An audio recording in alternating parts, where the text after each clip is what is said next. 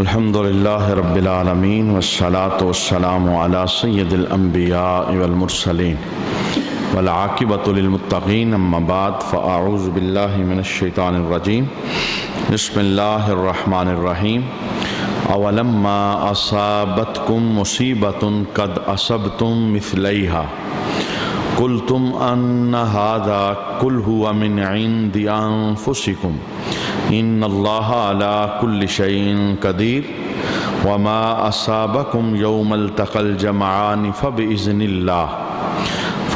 اللہ ولیعلم المؤمنین صدق اللہ مولانا العظیم ان اللہ وملائکتہ یصلون علی النبی یا ایھا الذین آمنوا صلوا علیہ وسلموا تسلیما اللہم صل علی سیدنا و مولانا محمد وعلی آل سیدنا و مولانا محمد وبارک وسلم وصلی علیہ صلاۃ والسلام علیک یا سیدی یا رسول اللہ صلاۃ والسلام علیک یا سیدی یا حبیب اللہ صلاۃ والسلام علیک یا سیدی یا شفیع المذنبین وعلی آلک واصحابک یا سیدی یا رحمۃ للعالمین۔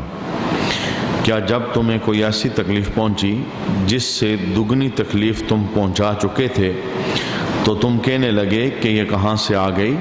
اے حبیب تم فرما دو کہ اے لوگو یہ تمہاری اپنی ہی طرف سے آئی، بے شک اللہ ہر شے پہ قادر ہے، اور دو گروہوں کے مقابلے کے دن تمہیں جو تکلیف پہنچی تو وہ اللہ کے حکم سے تھی، اور اس لیے پہنچی کہ اللہ ایمان والوں کی پہچان کرا دے۔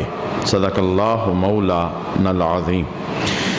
آج کی تلاوت کردہ پہلی آیت کریمہ کے اندر غزوہ احد کے متعلق مسلمانوں کو زخموں کا سامنا کرنا پڑا۔ 70 مسلمان شہید ہو گئے، جو بچے ان میں کافی تعداد کے اندر زخمی ہوئے، مالی نقصان بہت زیادہ ہوا۔ تو آپس میں مسلمان ایک دوسرے سے سوال کرنے لگے، کل تم ان ھذا، سوال یہ تھا کہ یہ تکلیف کہاں سے آ گئی، یعنی ہم تو رسول اللہ کے غلام ہیں، ہمیں تو زخمی نہیں ہونا چاہیے تھا، ہم تو مسلمان ہیں، ہمارے بندے تو شہید نہیں ہونے چاہیے تھے۔ تو رب کائنات نے مسلمانوں کی ان باتوں کا جواب ارشاد فرمایا کہ جتنی تکلیف تمہیں غزوہ احد میں پہنچی ہے اس سے ڈبل تکلیف غزوہ بدر کے اندر تم کافروں کو پہنچا چکے ہو، یعنی تمہارے 70 شہید ہوئے تو بدر کے میدان کے اندر 70 کافر مارے گئے، اور 70 کافروں کو قیدی بنا کر وہ مسلمان مدینہ شریف کے اندر لے آئے تھے۔ تو رب کائنات نے فرمایا کہ جتنی تکلیف تمہیں پہنچی ہے اس سے دگنی تکلیف تم کافروں کو پہنچا چکے ہو۔ رہی بات یہ کہ یہ ساری تکلیف تمہیں کیوں پہنچی ہے، اللہ ارشاد فرماتا ہے کہ فبإذن اللہ، یہ تکلیف تمہیں اللہ کے حکم سے پہنچی ہے، اور اس تکلیف کے پہنچانے کا مقصد یہ تھا کہ کھرے اور کھوٹے کے اندر فرق واضح ہو جائے، کافر، منافق اور مسلمان وہ نکھر کر سامنے آ جائیں۔ چونکہ جو مدینہ کا ماحول تھا، یہودی تو دشمن تھے ہی تھے، لیکن اپنے ہی یعنی کلمہ پڑھنے والے بہت سارے وہ منافقوں کے ٹولے کے اندر شریک ہو چکے تھے۔ اب یہ پتہ نہیں چلتا تھا کہ مسلمانوں کی صفوں کے اندر مومن کون بیٹھا ہے اور منافق کون بیٹھا ہے۔ وہ نماز بھی مسجد میں آ کے پڑھتے، وہ کلمہ بھی پڑھتے، قرآن بھی پڑھتے، جہاں کہیں مسلمانوں کی میٹنگ ہوتی وہاں بھی ان کا شمار ہو جاتا، لیکن دل سے وہ اسلام کا انکار کرنے والے منافق تھے۔ تو رب کائنات نے فرمایا کہ ہم نے احد کے میدان کے اندر تمہارے جسم پر زخم جو لگے ہیں یا تمہارے بندے جو شہید ہوئے ہیں، ان کے شہید ہونے کی وجہ سے ہم نے منافقوں کو مومنوں سے جدا کیا ہے۔ اچھا، وہ جدائی رب نے کیسے کی اگلی آیات کے اندر موجود ہے، اور اللہ ارشاد فرماتا ہے کہ یہ جو کچھ ہوا ہے میدان احد کے اندر، تمہارا نقصان، تمہیں زخم لگے، تمہارے بندے شہید ہوئے، تمہارا مالی نقصان ہوا، یہ انفسکم، یہ تمہارے اپنے ہی ہاتھوں کی کمائی ہے۔ تمہارے اپنے ہاتھوں کی کمائی کیا ہے کہ رسول اللہ تمہیں کہہ رہے تھے کہ مدینے میں رہ کر ہم ان کا مقابلہ کریں گے، اور تم نے اس بات پر اصرار کیا کہ ہم مدینے سے باہر نکل کر مقابلہ کریں گے، چونکہ عہد سے پہلے مشاورت ہوئی تھی۔ مشورہ کے اندر رسول اللہ کا مشورہ یہ تھا کہ ہم کافروں کا مقابلہ مدینہ بستی کے اندر رہ کر کریں گے، یہ ہمارا اپنا گھر ہے، ہماری رہائش ہے، یہاں ان کے ساتھ مقابلہ ہمارے لیے زیادہ آسان ہوگا۔ لیکن مسلمانوں کا ایک گروہ تھا جو بار بار اس بات پر اصرار کر رہا تھا کہ ہمیں یہاں مقابلہ نہیں کرنا چاہیے، ہمیں باہر نکل کر ان کا مقابلہ کرنا چاہیے۔ رب کائنات نے ارشاد فرمایا انفسکم، یہ تمہارے اپنے ہی ہاتھوں کی کمائی ہے، اگر تم میرے محبوب کی مان لیتے۔ اور پھر جب رسول اللہ ہتھیار زیب تن فرما کر باہر خیمے سے تشریف لائے تو پھر ان لوگوں کو شرمندگی ہوئی جنہوں نے یہ مشورہ دیا تھا کہ باہر جا کے ہمیں لڑائی کرنی چاہیے۔ پھر انہوں نے کہا کہ حضور ہم سے غلطی ہو گئی، آپ ایسا کریں ہتھیار اتار دیں۔ تو رسول اللہ نے فرمایا کہ اللہ کے نبی کے یہ شیان شان نہیں کہ ایک مرتبہ ہتھیار اٹھا دے اور پھر ہتھیار رکھ دے، اب میں نے ہتھیار زیب تن کر لیے ہیں، اب ہم نے نکلنا ہی نکلنا ہے اور جانا ہی جانا ہے۔ دوسری بات یہ کہ یہ تمہارے اپنے ہاتھوں کی کمائی ہے۔ وہ کیسے کہ تمہیں جنگ عہد کے موقع پر ایک مورچہ دیا گیا تھا کہ کچھ بھی ہو جائے تم نے اس جگہ کو نہیں چھوڑنا، لیکن تم نے ہمارے نبی کی نافرمانی کی اور مال غنیمت اکٹھا کرنے کے لیے اس مقام کو تم نے چھوڑ دیا۔ تو رب کائنات نے فرمایا انفسکم، یہ تمہارے اپنے ہاتھوں کی کمائی ہے، یعنی یہ جتنا نقصان ہوا ہے حکم اللہ کا تھا، اللہ چاہتا تھا منافق اور مومن جدا ہو جائیں، لیکن اس کے اندر یہ تمہاری اپنی ہی ہاتھوں کی کمائی ہے، یعنی غلطی تمہاری ہے۔ ایک تم نے نبی کا مشورہ نہیں مانا، اور دوسرا جو نبی نے حکم دیا تھا کہ اس درے کو نہیں چھوڑنا تم نے اسے چھوڑ دیا۔ ان آیات کے اندر رب کائنات نے غزوہ احد کے اندر ہونے والے نقصان کی حکمتوں کو بیان فرمایا۔ دوسری آیت میں بھی اسی سے ملتی جلتی کہانی موجود ہے۔ اللہ فرماتا ہے وَلِيَعْلَمَ الَّذِينَ نَافَقُوا وَقِيلَ لَهُمْ تَعَالَوْا قَاتِلُوا فِي سَبِيلِ اللَّهِ أَوِ ادْفَعُوا قَالُوا لَوْ نَعْلَمُ قِتَالًا لَاتَّبَعْنَكُمْ، اور اس لیے یہ تکلیف تمہیں پہنچی کہ اللہ منافقوں کی پہچان کرا دے، اور جب ان سے کہا گیا کہ آؤ اللہ کی راہ میں جہاد کرو یا دشمنوں سے دفاع کرنے کے لیے آ جاؤ، یعنی منافقوں کے یہ بات کہی گئی۔ رب کائنات نے کہا کہ یہ سارا کچھ جو ہوا ہے ہم نے اس لیے کیا ہے، تمہاری صفوں میں چھپے ہوئے جو منافق تھے ہم انہیں ظاہر کرنا چاہتے تھے۔ عہد سے پہلے جب مشورہ ہوا، جو بڑا منافق تھا عبداللہ بن ابی، وہ اور دوسرے منافق، رسول اللہ نے مشاورت فرمائی کہ اس طرح کافر ہمارے اوپر چڑھائی کرنے لگے ہیں تو تمہارا کیا مشورہ ہے؟ تو منافق جو تھے انہوں نے یہ جواب دیا، وہ کہنے لگے کہ ہمیں جنگ کرنا نہیں آتی، اگر ہمیں جنگ کرنا آتی ہوتی تو ہم ضرور آپ کے ساتھ جاتے۔ تو رب کائنات نے ارشاد فرمایا ان کے دل کے اندر وہ نہیں ہے جو یہ زبان پر لا رہے ہیں، دل میں کوئی اور بات ہے، یعنی دل میں یہ ہے کہ ہم تو منافق ہیں، ہم تو مسلمان ہیں نہیں کہ آپ کے ساتھ جا کر لڑیں یا آپ کا دفاع کریں۔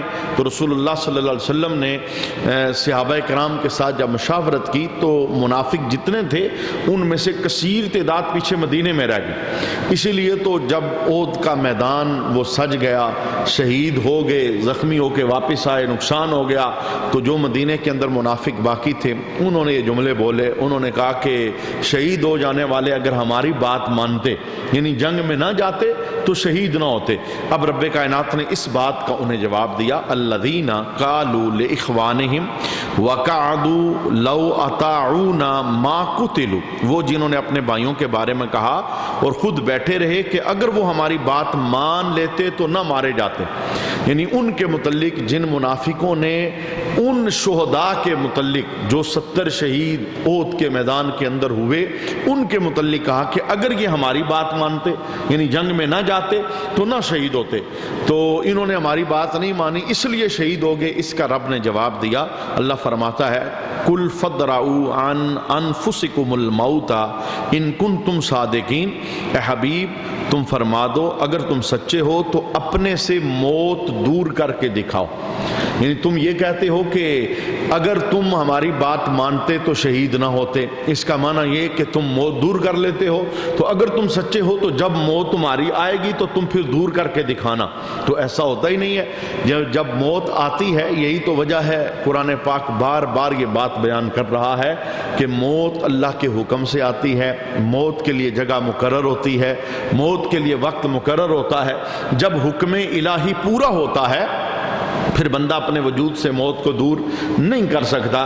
کہ اے منافقو، اگر تمہارے اندر جرأت ہے، طاقت ہے، تم سچے ہو، تو پھر جب موت آئے گی تو موت کو دور کر دینا. تو موت کو کیسے دو؟ یعنی یہ ایک الزامی جواب انہیں دیا جا رہا تھا کہ یہ تمہارا پروپگنڈا ہے کہ اگر تم نہ جاتے تو نہ مرتے، نہ جاتے تو نہ شہید ہوتے. ایسی بات نہیں تھی. رب کائنات نے کہا جس نے شہید ہونا تھا، جس نے مرنا تھا، وہ گھر میں بھی ہوتا تو اس نے شہید ہونا تھا، کیونکہ یہ طے شدہ بات ہے. یہی وجہ ہے خالد بن ولید کا وہ جملہ جو آپ نے دنیا سے رخصت ہوتے ہوئے بستر پہ بولا تھا.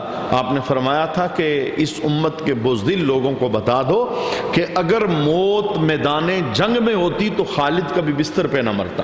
میں جو بستر پہ مر رہا ہوں، ساری زندگی جنگیں کرتے کرتے میری گزر گئی، لیکن اب میری موت میرے بستر پہ ہو رہی ہے، جنگ میں نہیں ہو رہی. میں شہید نہیں ہو رہا، میں غازی بن کے دنیا سے جا رہا ہوں. مانا کیا تھا کہ موت میدان جنگ کے اندر نہیں آتی، موت تب آتی ہے جب اللہ کا حکم ہوتا ہے.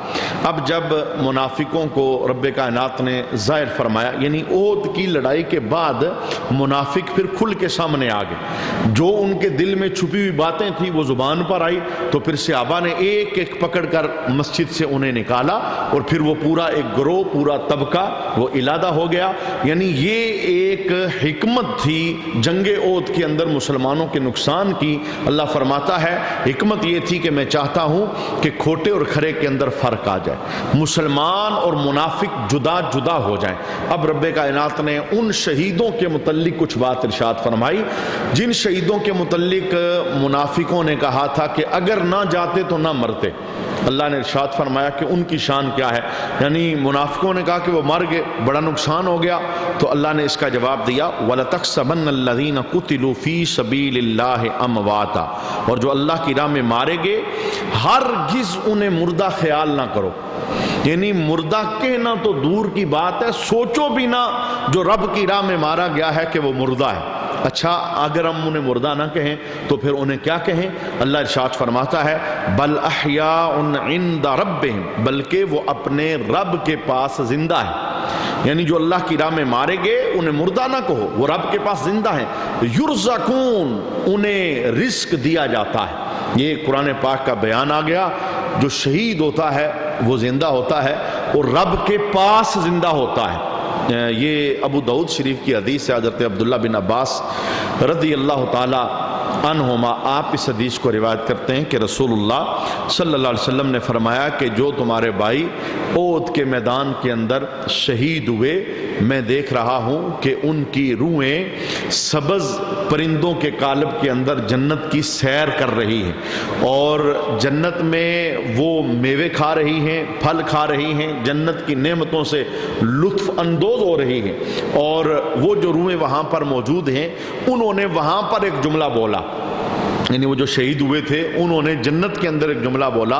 انہوں نے کہا اے کاش ہمارے بھائیوں کو کوئی بندہ یہ خبر پہنچا دے جو پیچھے رہ گئے ہیں کہ شہید ہونا یہ بہت بڑا اعزاز ہے. شہادت کے بعد بندہ مرتا نہیں بلکہ اللہ اسے زندگی عطا فرماتا ہے. وہ رزق بھی کھاتا ہے، وہ عیش بھی کرتا ہے، وہ مزے بھی کرتا ہے، وہ رب کے دربار سے نعمتیں بھی وصول کرتا ہے. اے کاش کوئی پہنچا دے. جب ان شہیدوں نے، رسول اللہ فرماتے ہیں کہ ان شہیدوں نے جنت کے اندر اس بات کی خواہش کی تو رب کائنات نے کہا کہ تمہارا پیغام میں قرآن بنا کر پچھلوں تک پہنچاؤں گا. یعنی اے شہید ہو جانے والو، شہادت سے ڈرنا نہ. شہادت وہ راہ ہے جس کے بعد زندگی ہی زندگی ہے، جس کے بعد کرم ہی کرم ہے، اور جس کے بعد رحمت ہی رحمت ہے. یہی وجہ ہے رسول رحمت صلی اللہ علیہ وآلہ وسلم نے شہیدوں کے جو فضائل بیان فرمائے ان میں سے ایک فضیلت حضور نے یہ بھی ارشاد فرمایا جو شہید بندہ جب شہید ہوتا ہے تو اسے تکلیف کتنی ہوتی ہے، درد کتنا ہوتا ہے. دو حدیثیں ہیں. ایک حدیث میں حضور نے فرمایا اتنا درد ہوتا ہے جتنا چونٹی کے کاٹنے سے بندے کو درد ہوتا ہے. اب چیونٹی کے درد کا بندے کو احساس تک نہیں ہوتا۔ اور دوسری حدیث میں رسول اللہ نے فرمایا کہ شہید کے جسم میں جب تلوار لگتی ہے، گولی لگتی ہے، کوئی بھی چیز تیز دار لگتی ہے جس سے اس کی موت ہوتی ہے، اللہ کے حبیب ارشاد فرماتے ہیں اسے اتنی تکلیف ہوتی ہے جتنی کہ ایک خراش آنے سے تکلیف ہوتی ہے۔ یہ خراش کا آنا یا چیونٹی کا کاٹنا، اس جملے کا معنی کیا تھا؟ اس جملے کا معنی کیا تھا کہ اللہ کی راہ کے اندر جو بندہ شہید ہوتا ہے وہ شہادت کے ساتھ ہی جنت کے مزے پانا شروع کر دیتا ہے۔ یہی وجہ حدیث کے اندر موجود ہے کہ جب شہید شہادت کے بعد اللہ کے دربار میں جنت میں جاتے ہیں تو وہ ایک آرزو کرتے ہیں۔ کوئی بندہ بھی جنت جانے کے بعد یہ آرزو نہیں کرتا کہ مولا ہمیں دوبارہ بھیج دنیا کے اندر، کیونکہ جنت جگہ ہی ایسی ہے وہاں سے آنے کا دل نہیں کرتا، وہاں سے آنے کا من نہیں کرتا۔ لیکن شہید جو رب کی راہ کے اندر مارا جاتا ہے، شہادت کا مقام اعلیٰ پاتا ہے، وہ کیا کہتا ہے؟ وہ کہتا ہے مولا مجھے ایک مرتبہ پھر زندگی دے، میں دوبارہ دنیا میں جاؤں، ایک بار نہیں، میری خواہش ہے کہ میں 10 مرتبہ شہید ہو کے پھر تیرے دربار کے اندر، یعنی پھر جان ملے پھر شہید ہو جاؤں، پھر جان ملے پھر شہید ہو جاؤں۔ وجہ یہ ہے کہ وہ مزہ مجھے جنت میں نہیں آ رہا جو تیرے نام پہ کٹ مرنے میں مزہ آیا تھا۔ تو یہ ایک احساس مسلمانوں کو دیا گیا کہ مسلمان کو بزدل نہیں ہونا چاہیے۔ مسلمان کی شان یہ ہے کہ جب اس کی جان رب کی راہ کے اندر نکلے گی تو مرتے ہی یہ زندگی پالے گا، اور اس کی ایسی زندگی ہوگی کہ جس کا احساس تک رب کائنات نے بین لگا دیا۔ فرمایا جو میری راہ کے اندر مارے جانے والے ہیں انہیں مردہ نہیں کہنا، یہ نہ کہنا مر کے ختم ہو گئے، بڑا نقصان ہو گیا۔ اللہ کہتا ہے سوچنا بھی نہیں، کہنا تو دور کی بات ہے، وَلَا تَحْسَبَنَّ الَّذِينَ، سوچ بھی پیدا نہیں کرنی ان لوگوں کے متعلق جو میری راہ کے اندر مارے گئے ہیں، بل احیاء، وہ زندہ ہیں اپنے رب کے پاس، یرزقون، انہیں رزق دیا جاتا ہے، انہیں نعمتیں عطا کی جاتی ہیں۔ آقا حضور رحمت عالم صلی اللہ علیہ وآلہ وسلم کے سینے پہ رب کائنات نے مزید فیض نازل فرمایا شہیدوں کے متعلق، یعنی یہ منافقوں کو جواب دیا جا رہا تھا جو کہہ رہے تھے کہ اگر یہ واپس ہمارے پاس رہ جاتے، ہماری بات مان جاتے تو نقصان نہ ہوتا۔ ان کا جو نقصان ہوا 70 بندے مارے گئے اس وجہ سے کہ انہوں نے ہماری بات نہیں مانی، یہ جنگ پہ چلے گئے۔ ہمیں تو کہا گیا جنگ کا، تو ہم نے کہا ہمیں جنگ کرنا ہی نہیں آتی، یعنی منافقوں نے صاف انکار کر دیا۔ انہوں نے کہا اگر طریقہ آتا تو ہم ضرور لڑتے، ہمیں تو آتا ہی نہیں ہے۔ تو بعد میں جب مسلمان شہید ہوئے تو پھر انہوں نے بیٹھ کے یہ باتیں کی، انہوں نے کہا اگر ہماری مان لیتے تو نہ مرتے۔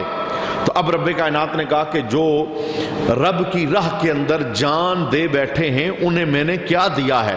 ایک تو رب نے کہا جنت کے اندر یہ نعمتیں مل رہی ہیں، دوسری بات اللہ فرماتا ہے فارحین بما آتاہم اللہ من فضل، اور اس پر خوش ہیں جو اللہ نے انہیں اپنے فضل سے دیا، یعنی وہ 70 شہید، وہ 70 تو سامنے جن پر یہ آیات اتر رہی ہیں، ہر وہ شہید جو رب کی راہ کے اندر مارا گیا، رب فرماتا ہے کہ تم کہتے ہو بڑا نقصان ہو گیا، وہ پیچھے رہتے تو بچ جاتے، اللہ فرماتا ہے ہم نے جو انہیں دیا ہے اس فضل پر یستبشرون، فارحین، وہ بہت زیادہ خوش ہیں، ان کے چہرے اشاش بشاش ہیں۔ اور پھر اللہ فرماتا ہے وَيَسْتَبْشِرُونَ بِالَّذِينَ لَمْ يَلْحَقُوا بِهِمْ مِنْ خَلْفِهِمْ، اور اپنے پیچھے رہ جانے والے اپنے بھائیوں پر بھی خوش ہیں جو ابھی ان سے ملے نہیں، یعنی جو پیچھے رہ گئے ہیں ان پر بھی انہیں کوئی گلہ اور شکوہ نہیں کہ وہ تو پیچھے رہ گئے اور ہم شہید ہو گئے۔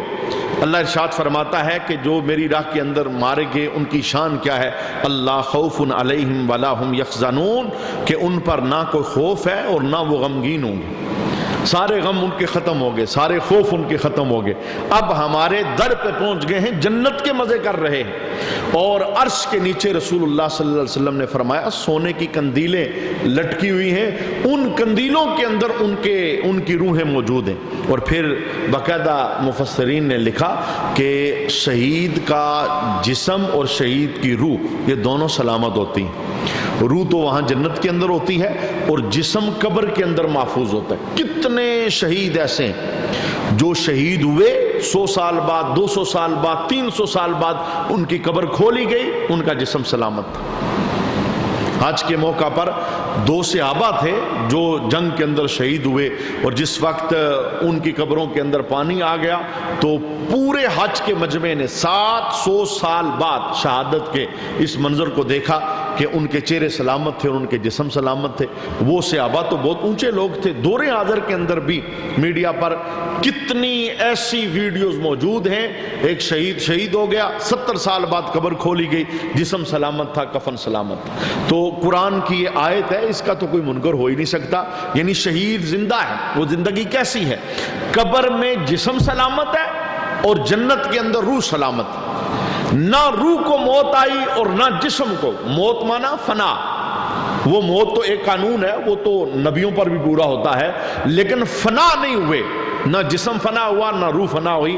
روح وہاں مزے کر رہی ہے، عرش، اللہ کے عرش کے نیچے سونے کی قندیلیں ہیں، شہیدوں کی روحیں وہاں پر موجود ہیں، اور رسول اللہ صلی اللہ علیہ وسلم نے فرمایا کہ وہ جنت کی سیر کر رہی ہے، اور وہاں وہ یہ جملے بولتی ہیں، اے کاش ہمارے پیچھے رہ جانے والوں کو کوئی ہماری خبر دے دے کہ یہاں بڑے مزے ہیں۔ شہادت بہت اعلیٰ مقام ہے۔ یہی وجہ ہے حضرت عمر رضی اللہ تعالیٰ عنہ جیسا بندہ، وہ ساری زندگی ہر نماز کے بعد وظیفے کے طور پر یہ دعا مانگتا رہا۔ وہ دعا کیا تھی؟ اللہم ارزقنی شہادتاً فی سبیلک، اے اللہ مجھے اپنی راہ میں شہادت کا مقام عطا فرمانا۔ رسول اللہ صلی اللہ علیہ وسلم نے بشارت بھی دی تھی کہ میرا عمر شہید ہوگا، اور پھر آپ نے اس بشارت کے بعد بار بار شہادت مانگی، کیونکہ آپ کو پتا تھا شہید کا مقام کیا ہے، شہید کا مرتبہ کیا ہے۔ اور پھر دوسری دعا آپ یہ مانگا کرتے تھے، وَاجْعَلْ مَوْتِي فِي بَلَدِ رَسُولِكَ، اے اللہ شہادت کی موت بھی دینا اور مصطفیٰ کے شہر میں شہادت کی موت عطا فرمانا، یعنی میں شہید کسی جنگ کے اندر نہ ہو جاؤں، یعنی مدینے سے باہر میں شہید نہیں ہونا چاہتا، میں شہید ہونا چاہتا ہوں در رسول میں شہید ہونا چاہتا ہوں، حضور کے شہر مدینے شہید ہونا چاہتا ہوں۔ اور پھر مسجد نبی شریف کے اندر جناب عمر حالت نماز کے اندر رب کائنات نے آپ کو شہادت کا مقام عطا فرمایا۔ تو شہید کی فضیلت شریعت نے بہت زیادہ بیان فرمائی۔